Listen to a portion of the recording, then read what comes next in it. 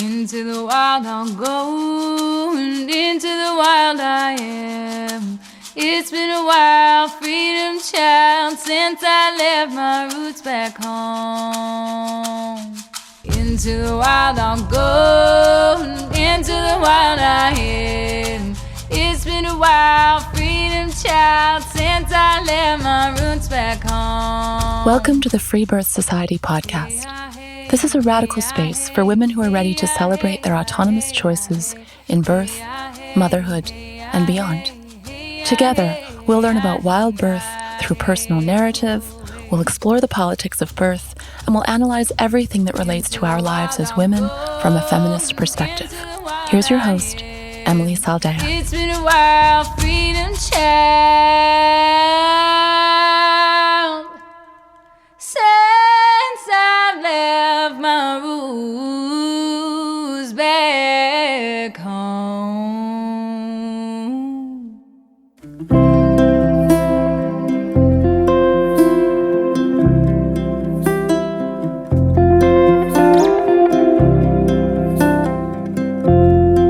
Today on the show, we have the amazing Mary Lou from Wisconsin, mother of 6 children and the owner of 2 businesses. Mary Lou shares how she learned the hard way who not to invite to her births, why she chose free birth from the very beginning, and what it's like raising a big family.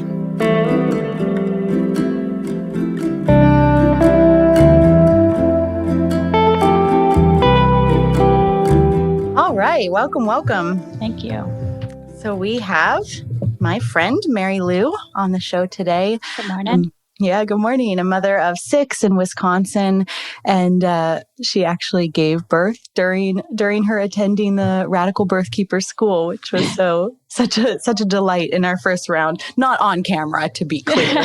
She stepped away. But yeah, we are here to explore all of your stories. So I'm just going to pass it to you. Kick us off wherever you kind of note that your mothering journey begins. Okay. Well, I think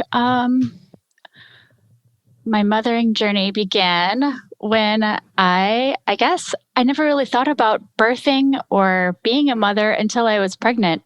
The father of all 6 of my children is I would say we're both sort of anarchists, and we met in he's from Wisconsin. I'm actually from Texas.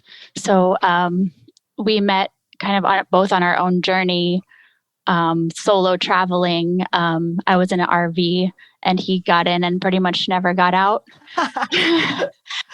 So he brought me back to Wisconsin. We met in California, and he brought me back to Wisconsin, and we started a business together in Wisconsin, and we think 2 years in. Is it this business that I'm seeing? It is this business. This is, kind of a third rendition of it. Nice. But it was a juice bar. Yeah, it's a beautiful juice bar for anyone who obviously cannot see it. And we also, we run a pretty large kombucha brewing company called Tapawat. So we brew and bottle kombucha and sell to the states that touch Wisconsin pretty much. Nice. So, we are avid do-it-yourselfers, business owners, entrepreneurs. My husband also runs a glass trade show, so functional glass, so glass art pipes, and is kind of big into the glass scene. So that also ends up being in the legalization of marijuana scene. I got pregnant in 2008, about a year after we started that first juice bar, and we were just living above it. And it was winter, and was my first winter in Wisconsin, and I never really considered birthing in a hospital as being an option. And I don't know. I think it's just my personality with health and with wellness. I think it's also my perspective on the medical system. And so how old are you with this first kiddo? 27. Okay. So yeah. Okay. So you had some time in your 20s to kind of untangle how I felt about it. Yes. Yeah.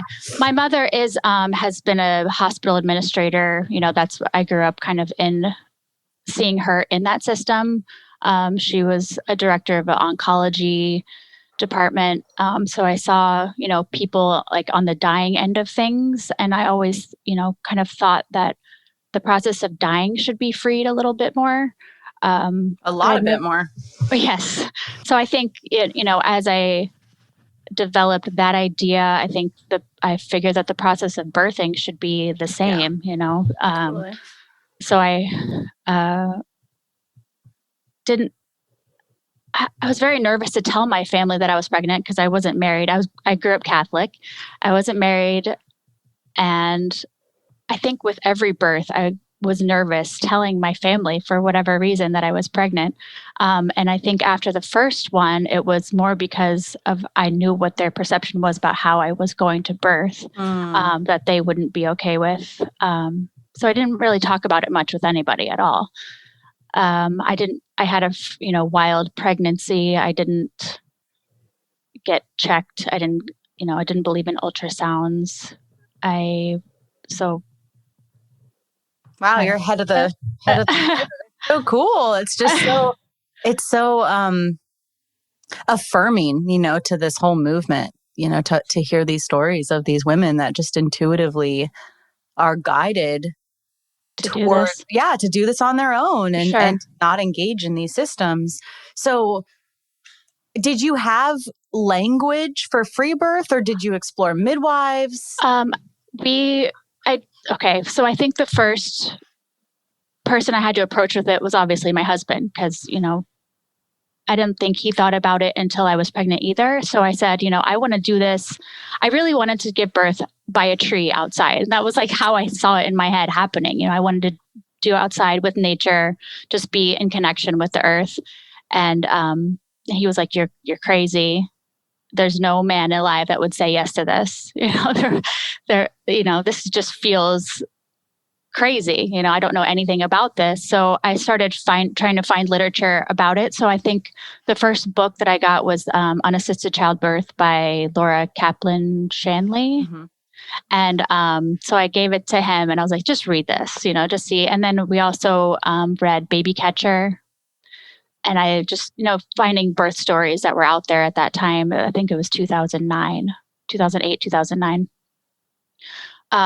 So he did read Unassisted Childbirth. I think, not all of it, but he just kind of relied on me and my willingness to do it, to be like, okay, well, we can do this. So, preparing for that first birth, we lived in this little tiny cottage, probably 500 square foot cottage. I didn't buy a birthing tub. I didn't really have many supplies. I just relied on intuition to just do this. And why not a midwife? I think just the comfort level. I figured that bringing someone else in just wouldn't make me any safer and wouldn't make me any more comfortable than just being able to do it myself. I wouldn't. Wow. And I think we did speak to a midwife during that first one, where we said, but it's pretty far away. She was like in Green Bay, and we're north of that. And she was very, very, very Christian, which wasn't in alignment with us. And it was just a conversation. And just to say that we did, I think. Yeah. And I just appreciate this, because there's so many reasons that women choose free birth. And a lot of women that I talk to choose free birth because there aren't wonderful midwives around. Sure.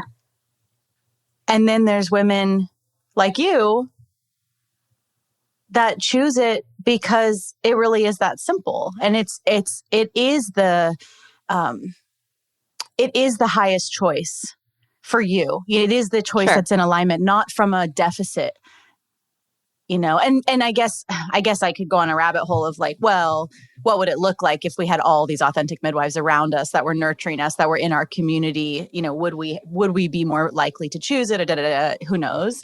Well, anyway, that became the question for me as I did the radical birth keeping school was, coming from the background and the feelings that I have about birth and wanting it to be just me. What would my role be as a birth keeper? What could I offer to someone that had the same feelings as me? What kind of birth keeper would I want?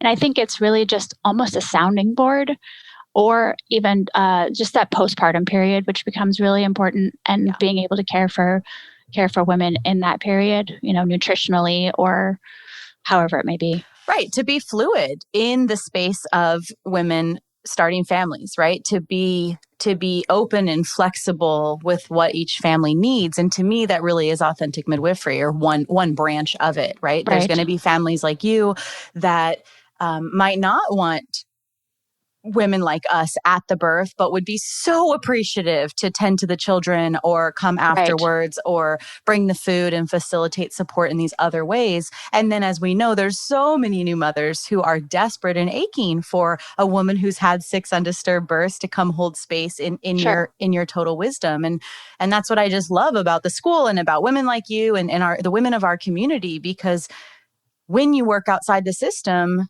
and think outside the system, you actually can be authentic with each family and work outside of these boxes of how we're supposed to show up and serve.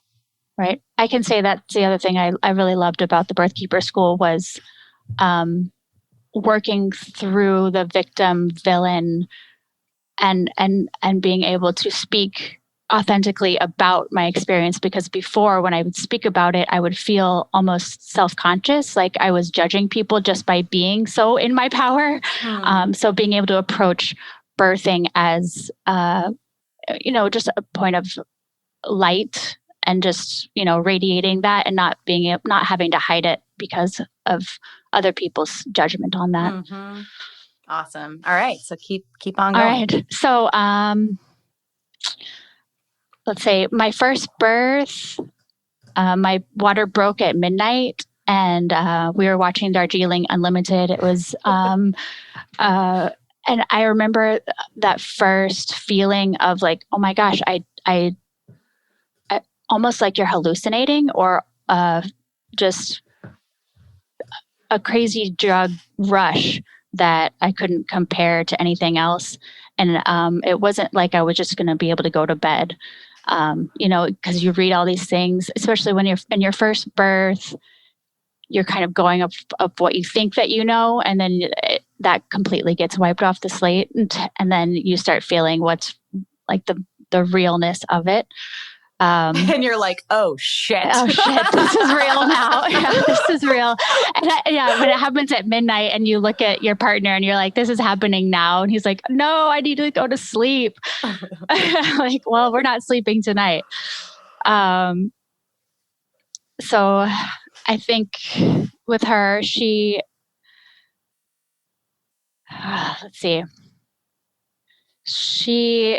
was my longest labor. It was 12 hours in total. I tried to labor as long as I could in the bathtub, and it was a really tiny bathtub, and it was really uncomfortable, and I was just feeling huge, and I couldn't be buoyant in it, and I was just kept using all of the hot water, and my husband is laying on the floor trying to take naps. And I think I tried to be in that tub a little too long. I didn't know the feeling from just regular contractions to what transition was. And I was trying to just breathe through when my body was transitioning. And, at that point, my husband called a friend of ours, and she was a mother of 5. And she ended up coming towards the very end, as I was transitioning, because it was that moment of like, oh my God, what's happening? Something's wrong, but you're not aware of what that feeling really is yet. So she gets there and she's like, she needs to get out of that tub. So they help me out of the tub, and I go into the little guest bedroom, and I get on the futon and I start she's like, you got to start pushing. So I'm on all fours and I'm pushing because I thought maybe that would be an easy way to get her out. And a couple pushes in, she presents with her arm and like her hand is next to her face. And I push and I can't see the baby. So they tell me that she's purple and that I really need to push. And I think just an experience of not knowing, how pushing hard like that can be harmful, not letting it just happen. So I gave it one good push and she came out with her hand and her elbow, like kind of like this. So the elbow and I was on all fours. So all the pressure was on, the front of me. So her elbow pretty much just tore me pretty good. Yeah, right through. I don't know if it was really my clitoris or my urethra. So it was pretty frightening looking. Oh. So at that point, I was happy to have her out. She was a healthy baby, 7 pounds.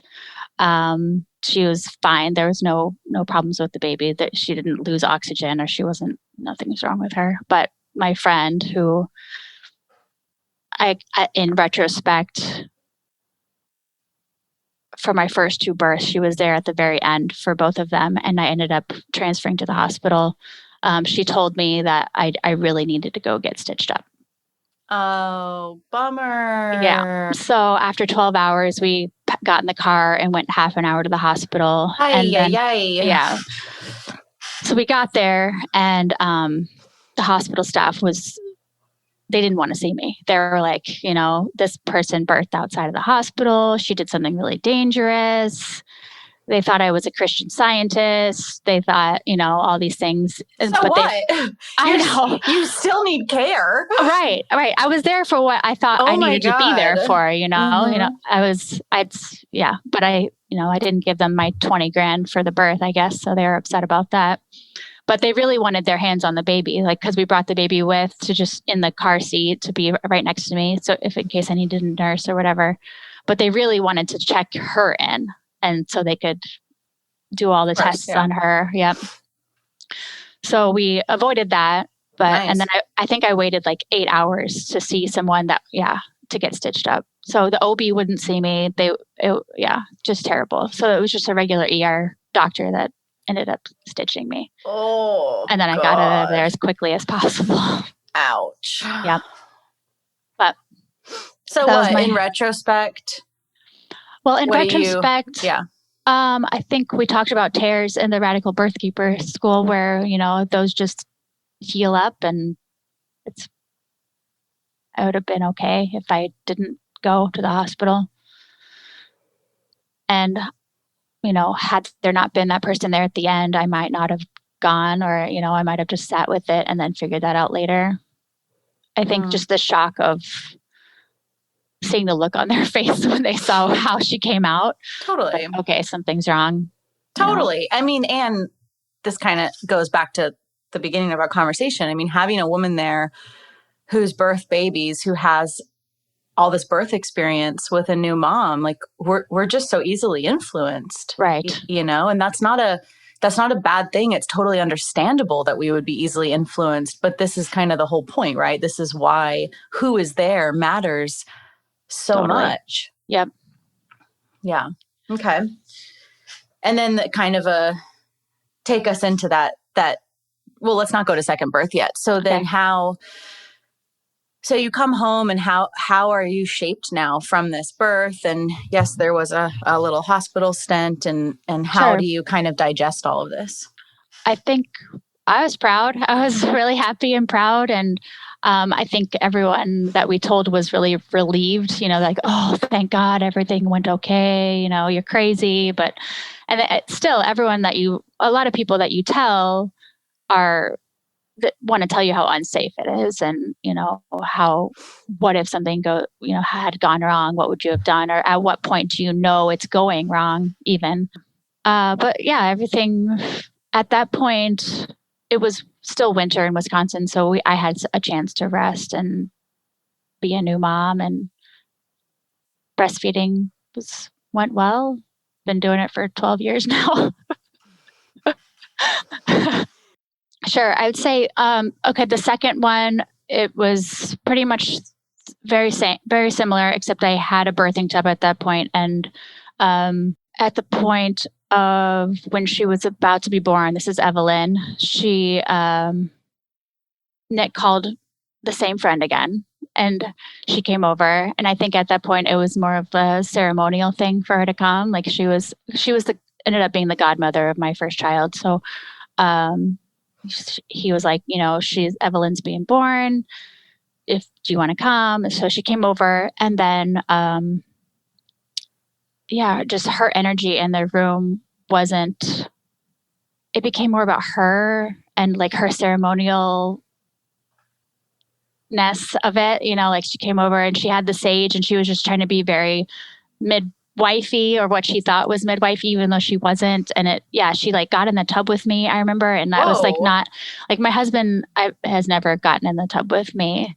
She started singing. That's and it was bold, just like, Mary. She is very bold.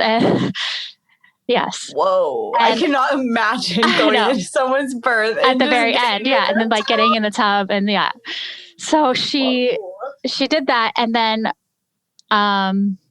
she was born out of the tub. I got out, and I think to escape her, and birthed Evelyn. And then an hour afterwards, the placenta hadn't come out. So then this woman was like, you need to go to the hospital.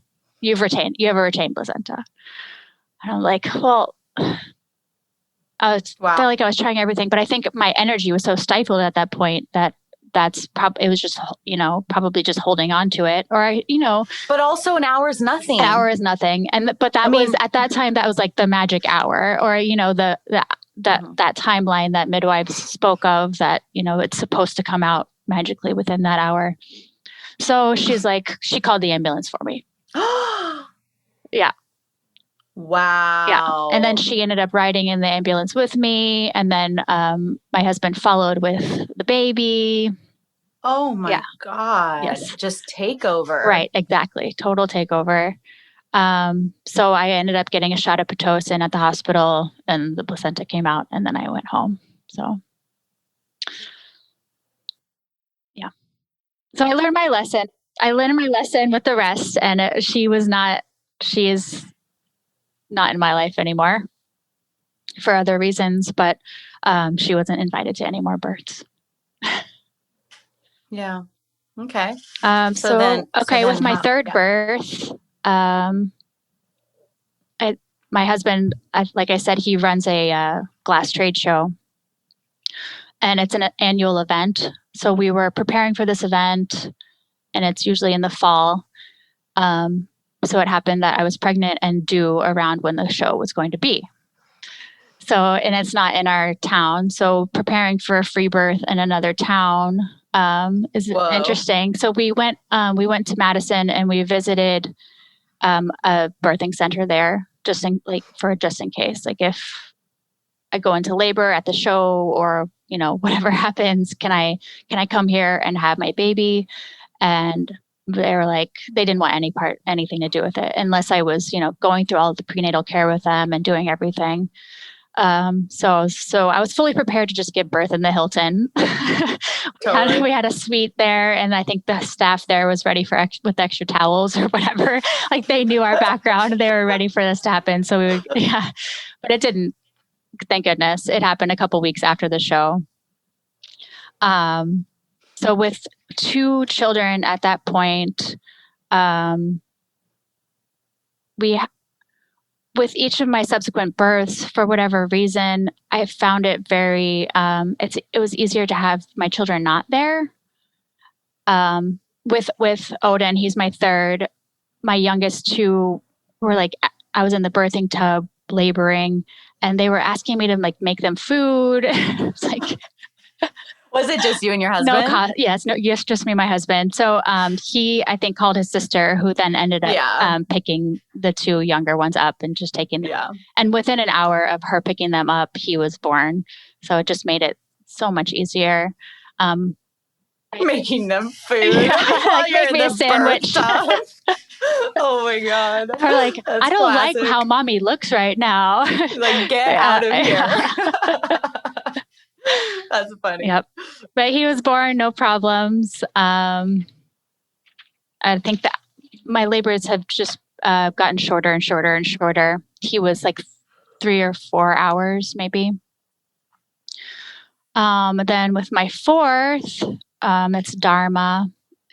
I don't really remember much about the birthing process. She was born in the tub and she was born in caul, which I thought was really cool. Did you have to open up the bag or did it pop or how did the bag? I think when she came out, I just tore it with my hand. Cool. But then you could see it like floating in the water, which was pretty cool. Cool. Yep. And I do remember making popcorn during that labor. So I did make food. But that was in the house that we're in now, which my last 3 babies have been born in. They've all been born in the water. I don't remember much else about her, but she was born in the fall too, in late September. And at 3 days old, she was at the glass show with us. So, whoa. Yeah. So how is your body keeping up with all of this? I think, well, now I'm 38, so it's definitely different. Mm-hmm. With number 5, he was the biggest baby, so I think that affected my body the most. When he came out, I was reaching down for him and I was like, oh my gosh, is that his butt? Because I thought maybe he was breech and it was his head. It was just so big. It was like, wow. But then pushing him out in 2 pushes, I think that affected my body the most.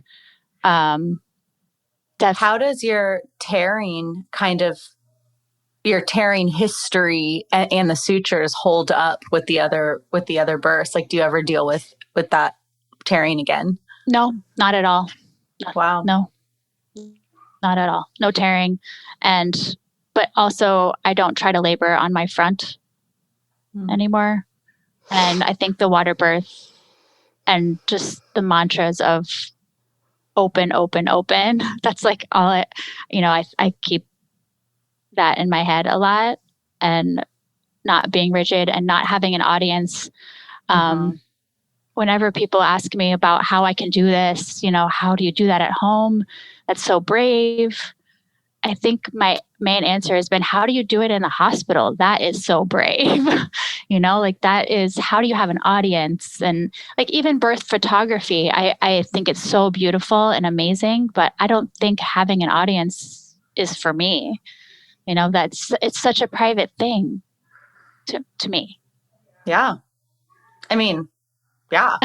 We know that the hormonal matrix also thinks it's a private thing. Sure. Right? Like we understand that our biology works best in birth when it's a private thing. Sure. And we do lots of things to override that. Right. And it's such an intimate thing with my husband. I think with each birth, our bond has gotten so much stronger, and like just reaffirming, why we did this in the first place.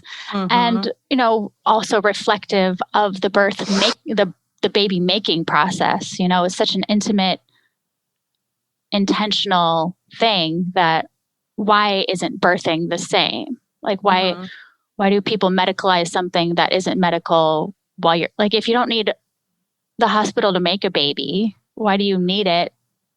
And I think for plenty of couples, baby making is not a beautiful, reverent, connecting thing. Okay. Sure. I think, you know what I mean? Like, I think lots of couples have disconnected, gross, male-centered, shitty sex True. that make a baby, unfortunately. Right. Yeah. I mean, I think when you're having like reverent, conscious conception sex, it becomes obviously harder to justify going and drugging yourself and letting people pull a baby out of you. Exactly. It doesn't quite add up.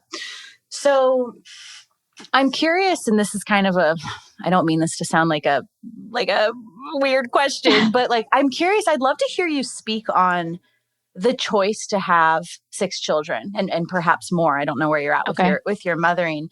Just because we don't hear a lot from women who have this many children. Yeah. And I know, because of my relationship with Yolanda and other women who have big families, I'm very aware of the judgments and the stigma and the stuff around it externally. So yeah, I'm just kind of curious. I'd love to hear with you in your wisdom and in your choices, because it sounds all very intentional. Like I don't know, like what's up with that? Well, I can't say I've consciously conceived every time. I think that I am extremely fertile. So it's not like I've been like really trying to have a big family. I don't come from a big family. My husband's the oldest of 4 and I'm the younger of 2. So it's not something I really planned for, but it's something that works and has worked for us. And I don't really love being pregnant, but I love birthing. And I love being a mom and I love babies. And I didn't even know that before I had them. I didn't really have much experience with babies. But I think in today's world,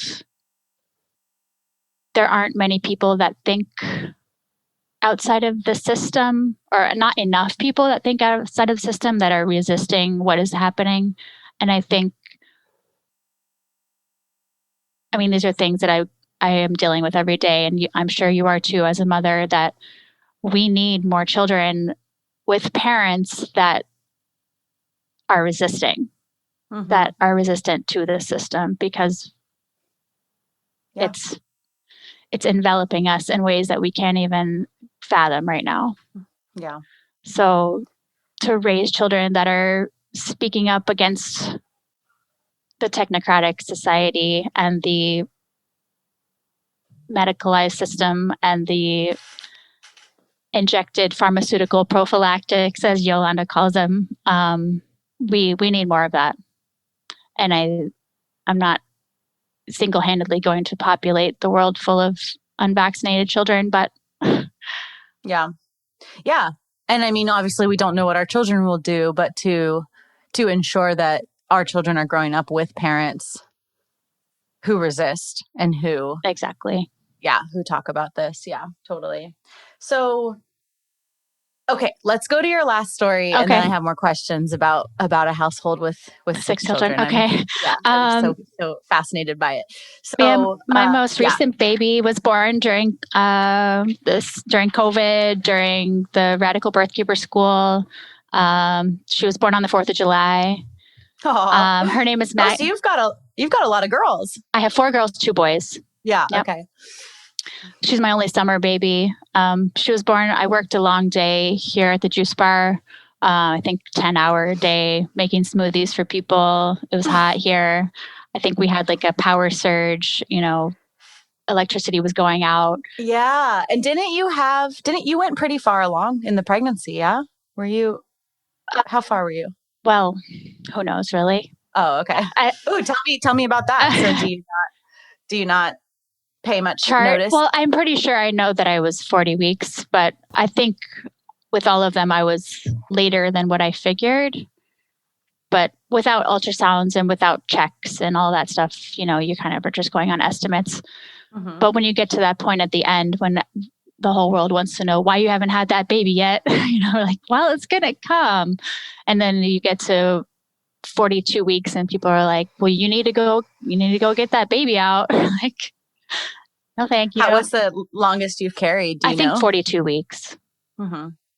And the earliest? Probably my first. And I thought I was due 2 weeks before, so maybe 38, but who really knows? Totally. Okay, so it's summertime. You're making smoothies. Yeah, making smoothies. We also have a little motel here. So we were making, my husband and I like spent the night before because we were going to have guests coming the next day, making beds, cleaning rooms till like 10 at night. And then 11 p.m., I'd lay down and go to bed. I sleep in the sunroom, like we co-sleep. I kind of move around beds all night, every night. I don't know where I'm going to wake up or where I'm going to fall asleep. Oh my God. But, kind of my bedroom in the summertime is the sunroom, which is also the birthing room. So I had my tub filled up. I was ready. I think preparing that space is also something that's really important and sacred to me. Kind of making it like a giant altar space is really important. So I have, my crystals and my sage and my tub and my plants and just like that feeling of life and living around me is really important. And my music. My husband plays DJ every birth. He's like the best DJ. Cute. Which I think is really important, is having that the music ready, or whatever you think that you're going to want ready for you. So it's 11 o'clock and I look out the window and I see the full moon. I'm like, okay, all right. The moon's talking to me. This is going to happen. I don't feel sleepy. Like, this is really going to happen tonight. So I go in and I wake him up and I'm like, it's going to happen tonight. So all of my kids are sleeping upstairs and actually in the bed in the birthing room. And they slept through the entire birth and labor. It was amazing. So Magdalene was born by 3:30 in the morning that morning, July 4th. I think I went through 2 CDs of singing bowls, which is what it was. And during this birth, because I was also studying birth so much at this time, I was very aware of everything, of the process. And I remember looking at my husband and saying, I don't think I'm progressing as fast as I should. I was kind of, very, very aware of the process. He's like, you've only been in labor an hour. I'm like, okay, you're right. I'm like, this is just isn't as hard as it should be. It isn't. I'm kind of lingering here in the tub and I feel like I'm not progressing. This isn't good. And within 20 minutes of me saying that, she was out. So yeah, I think Nick was changing, just adding cups of hot water into the tub. So he would go into the other room with the kettle just to increase the temperature of the tub a little bit here and there. And on that last run to the kettle, I was like, baby, baby, baby. And he's like, no, wait for me. So she was out. She was there. Wow. And then she is such a sweet, sweet, sweet baby. So she fell asleep right away on my shoulder. Didn't really cry. And that's just, I guess, her personality. She was born very relaxing and very sweet. So I have to ask, does it get easier? Birth? Yeah. I think so. I think just the familiarity with it, your body is so in tune with it. I think there's a rhythm that you find. And I'm sure that it's not true for everybody, and that you could find subsequent complications or whatever it is. But I think being so much more aware of the process with each one is easier. I think postpartum doesn't get easier. Just you can never really be fully prepared for the wave of hormones and how that can affect you. I think in some ways it would get harder just with the more kids more you children, have, sure. Because you don't get to who rest. has time to lay around. Exactly. You don't really get to do that. You should. You should. In a perfect world, you would have that support, to get your children to be quiet. I'm very sensitive to sound after birth. I think that's something for me. So I'm very on edge and I want just a little bit of peace and quiet. Oh, and kids are so loud. Yes. So So what is it like in a household with 6 children of all ages up to 11? Like, what is I'm wondering your support system, your makeshift village, like how does it flow with 2 working parents and 6 children? That's always a work in progress. And now, since COVID, we just decided to homeschool too. Before they were going to public school, and we always wanted to homeschool. And I think this was the push to do it, which adds a whole nother dynamic to just the chaos of life. So do you and your husband just take turns with the juice shop, or do you have like a babysitter come in, or like who's on your team? We do have one lady who's doing like a filming workshop with the kids 2 days a week. So that gives me a little bit of a break. I think that's why we're keeping people outside of the juice bar now too, is because we're homeschooling inside. I don't know. I can't say it's easy, but what good would easy be? I don't know. So it really is just you and your husband? It is. Wow. But you live near the juice bar, and then we do. The kids it's in our front yard. So we're on a farm. We're on cute. We're on about 60 acres here. So the front 2 acres is the commercial property. And the kombucha brewery is about a mile away. So that's where all that happens. And we do have a good staff there. Mm-hmm. I do all of that myself. Mm-hmm. But that's always a work in progress as well. It is really, especially in the winter, it is really just us. My mother just purchased a house here last year, but she's seasonal. So she'll be here in the summertime. Not that, that'll be really helpful. Okay. So I'd love to just, before we close, just hear a little bit more on how this has shaped you, and how, I think a lot about women who make these choices, how in some ways it calls on us to be leaders, of this kind of stuff in our own ways, not necessarily in some big loud way, but we are the keepers of normal birth. Right. It just is what it is. So I'm curious how this continues to shape you and influence who you are as a woman. Not that it can really be untangled, like it's one integrated thing, but sure. Just curious if you have anything to say on that. I think my experience has led to other people doing the same thing. I do know of one friend of mine who did free birth her first because she saw that I could do it. And we touched base several times throughout her pregnancy. And she was like, she's been listening to your podcast. And I think that was the push she needed, like listening to every episode and hearing. One thing I did want to say was that I don't think anyone goes from home birth to the hospital. I don't think anyone has a home birth and is like, oh, that wasn't for me. I mean, maybe I'm wrong, but you do hear of it the other way. You mostly hear, I had a terrible hospital birth. I'm either never having children again, or, Totally. One of my very good friends, she should be a mother of 10. She's like the most loving. She has so much love to give. She's awesome. She's got so much energy. She had a terrible first birth, and she's like, never again. Absolutely never again. I'm like, well, that's terrible. Terrible. I mean, you just spend your first really years of motherhood just either regretting that, feeling traumatized, and then not bonding and connecting with your child because how it affects breastfeeding or, whatever else happened. Just, it's so sad. Yeah, and that's so like sad. What I hope, why I point people your way, and why I'm more willing to talk about it with people that are just willing to not feel like they're being judged for how their first birth went or how they want their first birth to go. Mm-hmm. And so have you entered it like more officially into birth work?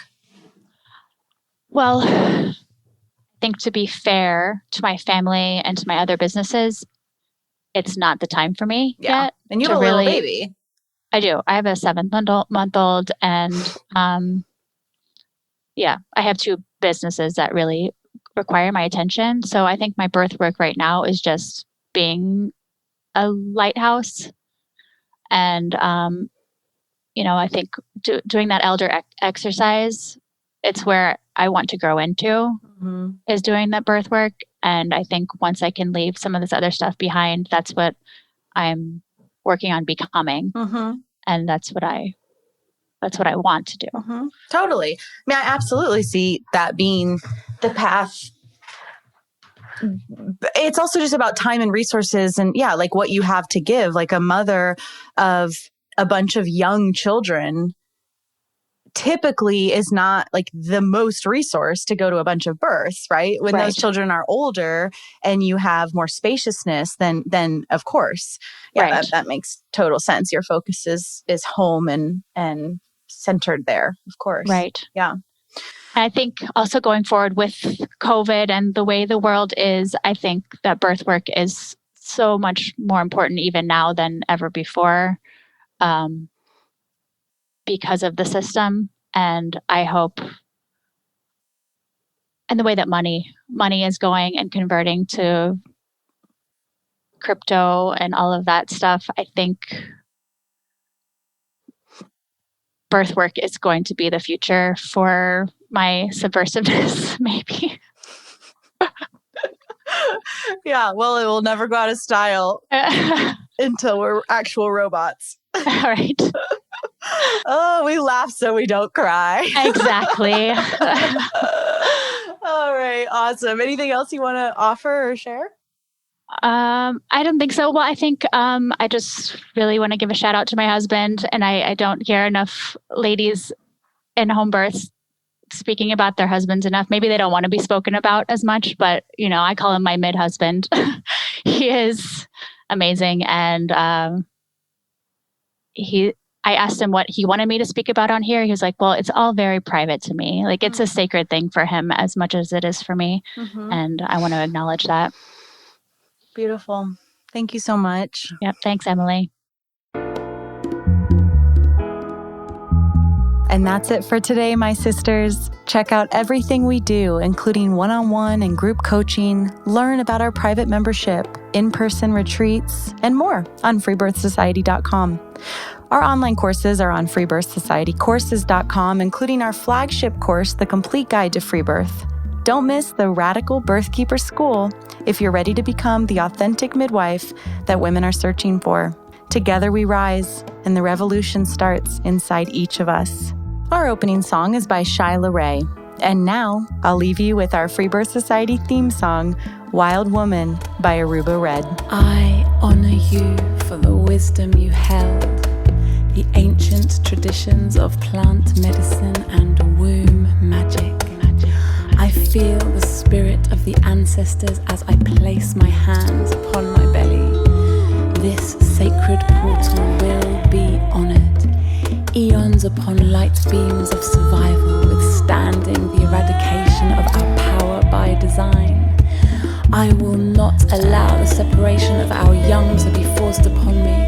My sisters will no longer birth in captivity. The picket line redefined from burning our wild women to paralyzing us and drugging our babes. Strapped down in a clinical white bed, drying up the milk from our breasts. Keep your needles. My family will never again be doomed to chase those dragons or your poison. We reject your fear. We choose love. Everything with intention. Death, ascension. I will fly and bring her back